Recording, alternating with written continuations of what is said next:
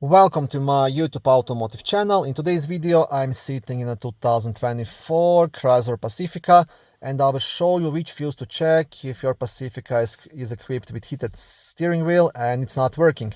This video will apply to Pacificas made from 2017 all the way up to 2026.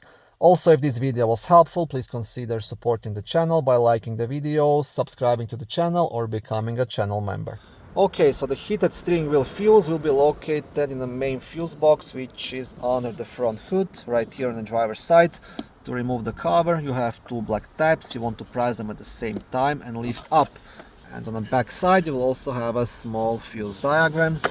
And right here, a fuse puller you can use to remove and check the fuse. And the heated steering wheel fuse is this blue 15 amp fuse located right here.